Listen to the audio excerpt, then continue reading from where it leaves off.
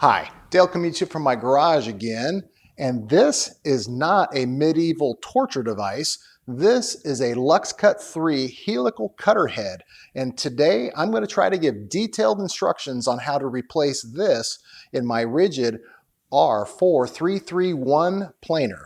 Come on, let's go. The first thing we need to do is take a few parts off of the planer. There are 4 screws at the top of the planer and 1 more screw securing the crank to the planer. Simply remove all 5 of those screws. Next, you should be able to simply pull off the depth stop knob from the side of the planer. Once you do that, you should be able to pull the case away to clear the depth stop post. After that, simply pull the case straight up and off the planer so that you can see all of the mechanical goodness. Quick tip. I like to put the screws back in where they go to ensure I don't lose them. Also, put all pieces down in line in the order you remove them so that you just have to reverse the order when reassembling. Using the wrench provided with your planer, remove the dust chute by removing the 2 screws holding it in. Again, an easy way to not lose those screws is to simply put them back in where they go. Next up, removing the blades. Use the same wrench and remove all of the screws holding in the blade lock bar and blade. Notice that the wrench handle has magnets in them. Use those to remove the blade lock bar and blade. To rotate the cutter to the next blade, hold down the red cutter head lock and rotate the cutter head until it locks into the next position. Then remove that blade. Repeat for the third blade. Be careful. Those blades are sharp. Moving to the right side of the planer, start by removing the 2 screws holding the plastic tray under the chains and gears and storing those screws where you will not lose them.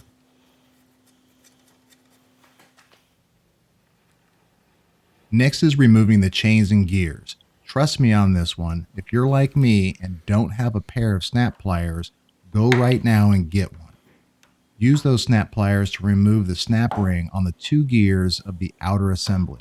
Then pull the gear and chain assembly off as one. Take care to pull it off and lay it down without changing the position of the chain on each gear. That will help on reassembly.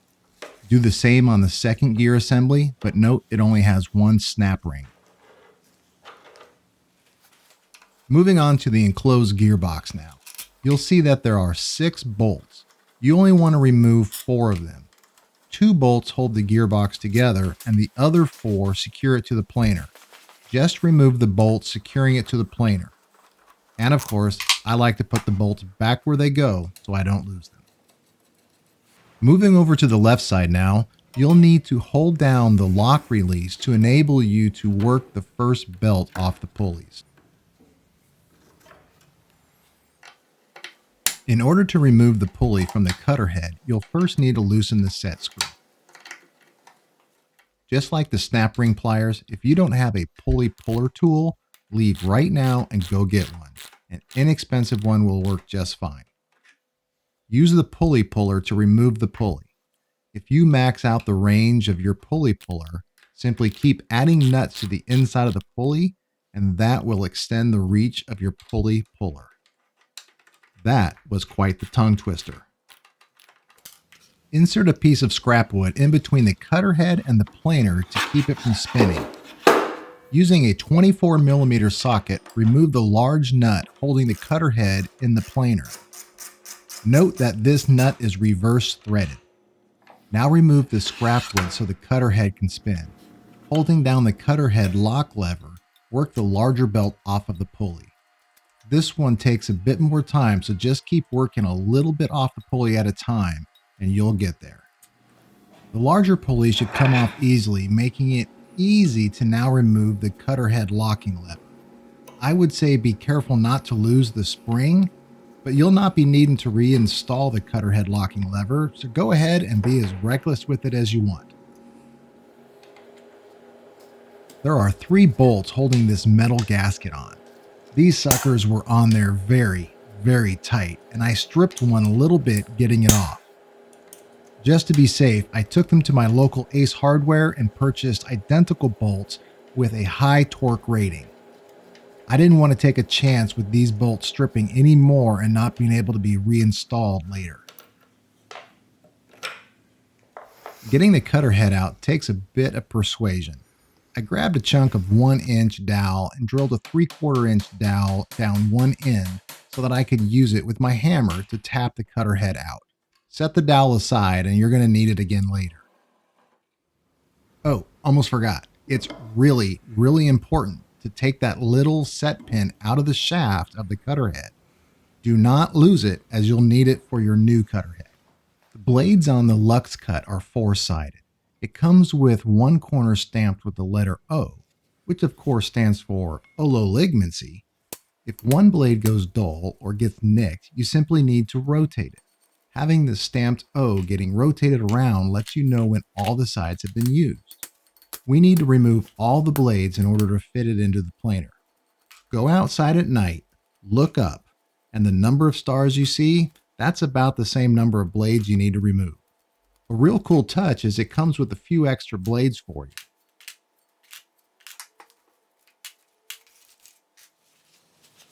Next step, remove the spiral gear from the old cutter head and install it on the new cutter head. Be very, very careful removing and installing. I used an old glove doubled up over the gear so that my pliers would not damage it. When installing on the new cutter, I used just a bit more force than hand tightening. Again, be really careful. Now to install the bearings that came with the new cutter. I had to use the same dowel to tap one of the bearings in and have it seated nicely. The other side snapped in with no persuasion needed at all. It would have been nice if they would have come already installed like they do on the Shelix cutter, but then you'd have to wait several weeks for the Shelix while the Lux Cut are kept in inventory for immediate shipping. And it comes with anti-rust coating. We're moving, we're grooving, we're having fun now. Let's install the new cutter head.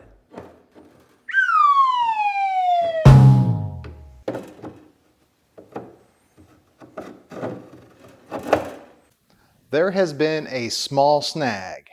Okay, it's a big snag. It simply doesn't fit. After thinking about it a bit, I discovered I could remove the bearings and then install it one side at a time from the inside of the planer, then reinstall the bearings back on from the outside. I decided not to do that quite yet. Instead, I contacted support at mywoodcutters.com, which is where I bought this from. I want to be perfectly clear here. Mywoodcutters.com is not sponsoring me. They didn't provide this for me. I bought this at full price with my own money, but I wanted to talk about their unbelievably awesome customer service.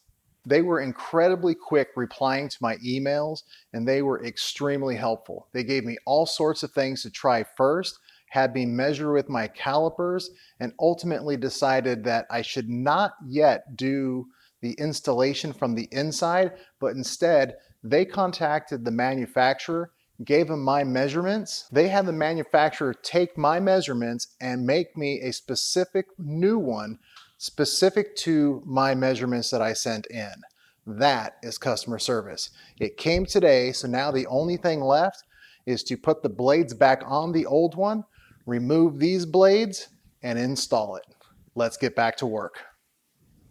So looking at this, it looks like what they did was the back portions of these, they grinded these down to a nice polished finish, but I think that's what's going to give it the room to fit in. So the actual cutter head is the exact same size, but it's the backing pieces to where the blades fit in. That is what they grinded down. So this should work, but we got to take the blades off before we put it back in.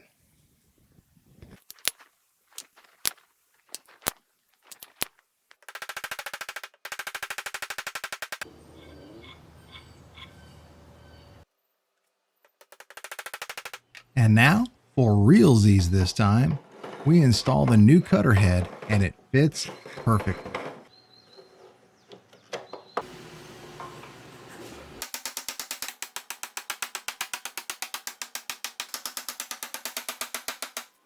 MyWoodcutters.com suggested that I use a little anti-seize compound on the blade screws. And when they say a little, they mean put some compound on the screws and then wipe it off. The extra thin coating that will stay on the screws after wiping them off will be plenty. Do not put any of the compound into the threaded holes in the cutter head. They suggested doing it this way, so I'm doing it this way. Now it's time to put the blades back on. I found the easiest way to do this was to put the screw through the hole in the blade first, then line up the blade and the screw at the same time. Start the screw with just a couple of threads, then turn the blade so that the letter O is in the same position on all blades. Rotate the cutter in a way so that the blade falls forward a bit. MyWoodcutters.com said to hold the blade a bit forward from the back of the seat, and as you tighten the screw, it will pull the blade into the correct location for the perfect seat.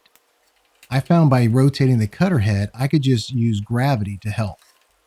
Of course, make sure that the threaded holes, cutter head, blade, and screws are all clean from any debris. The screws should go in without any issue, so if any screw does not go in perfectly, stop and reset it and start over. Now it's basically reverse the order of disassembly for assembly. Start with placing the set pin back in the new cutter shaft. Now reinstall the metal gasket. Remember, I bought new high torque screws for this since they were on so tight. I assume that's what they need to be, so I crank these down as good as I can get them. Slide the larger pulley back on the shaft, lining up the set pin. Quick tip is to make sure the belt is properly seated on the top pulley before putting it on the larger bottom pulley. Then simply just work it on. The Lux Cut is threaded normal, so you will need to buy a new 24mm nut. I do think this really should come with the cutter since it's different than what is on the planer already, but it's easy to find at your local Ace Hardware. This does not need to be too tight, but do get it pretty snug. Next up is putting the smaller pulley back on, tightening the set screw, and reinstalling the smaller belt. Next step, put the enclosed gearbox back on. I hope you can see how much easier this is if you put the screws back where they go, and make sure to keep the parts lined up in the order you remove them, so there's basically no thinking about which order you need to put things back on. Now the chain and gears. Make sure you get the snap rings in good and snug.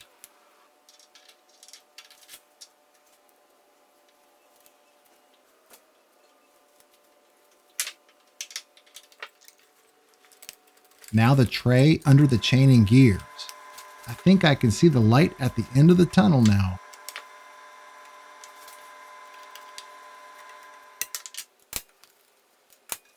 The last step of the operation is to put the dust chute back on, and then we can close her up.